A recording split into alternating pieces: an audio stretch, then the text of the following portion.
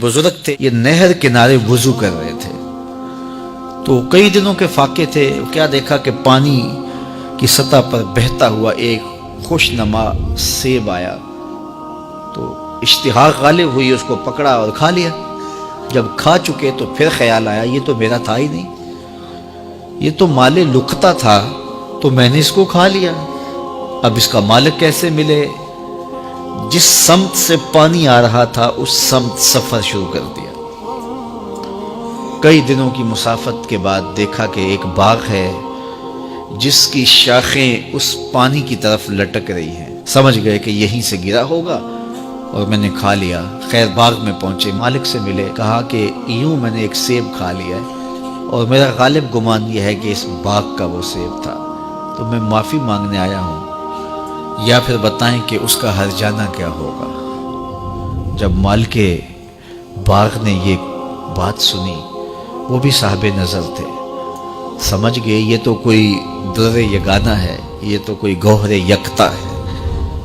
तो तेवर बदल लिए, कहा ऐसे तो नहीं माफ़ी मिलेगी। कहा हज़रत कैसे मिलेगी? कहा 12 साल तक मेरे बाग की गोडी करना पड़ेगी। अल्लाह अकबर। और एक शर्त इसके अलावा होगी।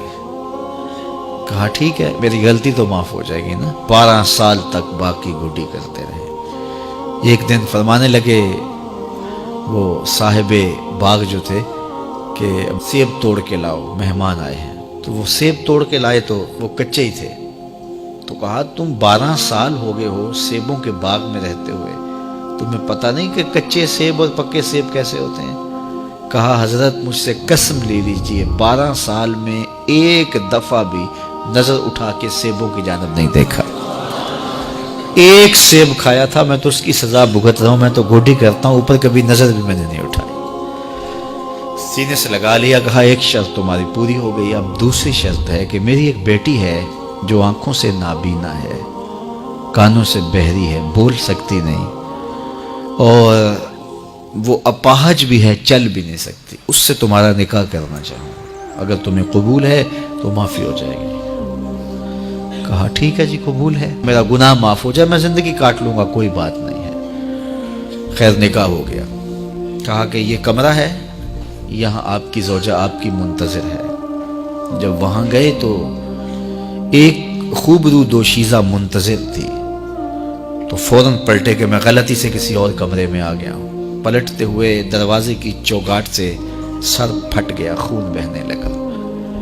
जब बाहर आए तो सेहन में पहुंचे तो वो बुजुर्ग वहाँ थे। कहा क्या हुआ? कहा हज़रत एक गलती की सज़ा इतनी काटी, अब कहीं दूसरी गलती ना हो जाए। वो तो कोई और है खातून। कहा वही तुम्हारी ज़ौजा है। तो मैं बताऊं कि वो बहरी क्यों है?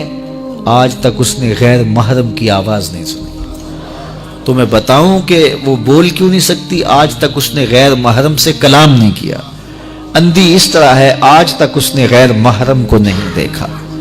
और अपाहज जिस तरह है, चल के कभी घर की दहलीज से गई नहीं है। तो इस खातून का जब निकाह हुआ और फिर इनसे अल्लाह ने इनको एक बच्चा दिया जिसका नाम है अश-शेख अब्दुल कादिर जीलानी। जब माँ बाप इस तरह के हों तो बेटे इस तरह के ही होते हैं। बाप का लुकमा पाक और माँ अपनी आबरू की कैसी मुहाफिजा। फिर दुर्रे यगाना और गोहरे यकता जो पैदा होता है वो दीन की इह्या करने वाला है, दीन की मुर्दा कदरों को नई जिंदगी देने वाला है।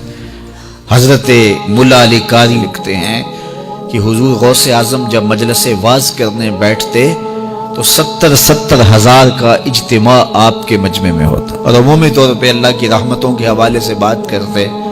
और जिस दिन आप अल्लाह के कहर, गज़ब और जलाल की बात करते, कई कई जनाजे उठते। ये आपकी गुफ्तगू के अंदर असर का रंग और शेरीनी थी। अल्लाह अकबर। तो बाप देखिए कि रिज़्क़ के मामले में कितना मोहतात है, और माँ देखिए अपनी इस्मत की कितनी हिफाजत करने वाली है। माएँ बच्चों की तरबियत करती हैं, माँओं के ज़रिए से पाकीज़ा सिफ्त बच्चे जन्म लेते हैं। तो लिहाजा माँओं को अच्छी तरबियत का हामिल होना चाहिए ताकि वो आगे अच्छी तरबियत खुद कर सके।